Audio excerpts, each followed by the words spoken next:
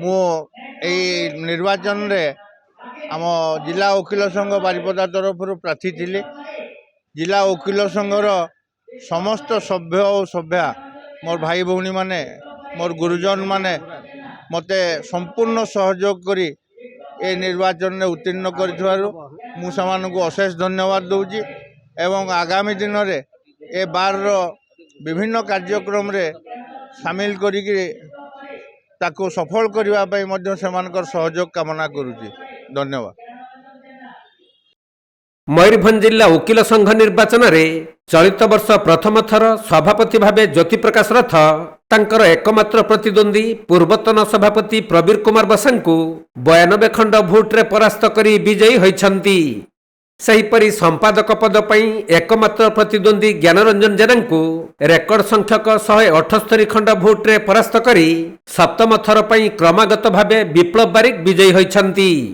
मु केवल एतिकी कहबी आपण मानकु एई जिला वकिल संघ बारिपदा मते सात थर विजयी करिथिबारु मु प्रत्येक सदस्य पाखरे बहुत ऋणी। मु भाबुची मु किछि भाई मानको भौणी मानको पई करिछि जा फल रे से माने मते एते भोट डिफरेंस रे जितौचंती। तेणु एथर भी जो निर्वाचित मते करिसंती मु तांको केबे हताशा करिवि नाही।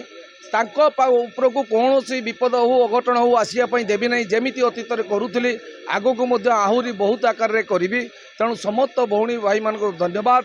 विशेषकर जिला वकिल संघ बारिपदार एवं प्रत्येक जिलार जो वकिल संघ रही समाज गढ़वे से मुख्य भूमिका रही है। तेणु मो मयूरभंज माटी जहाँ किसी दरकार हम जिला वकिल संघ मयूरभंज माटीर उन्नति सब आगे आसीला बर्तमान भी आगौचे आगक आगेब।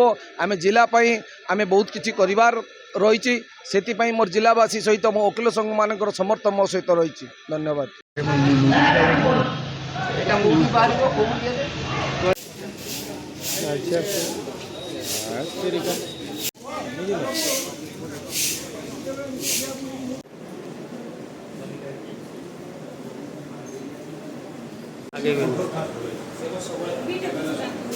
Mayurbhanj Gyanranjan Behera report Konark live.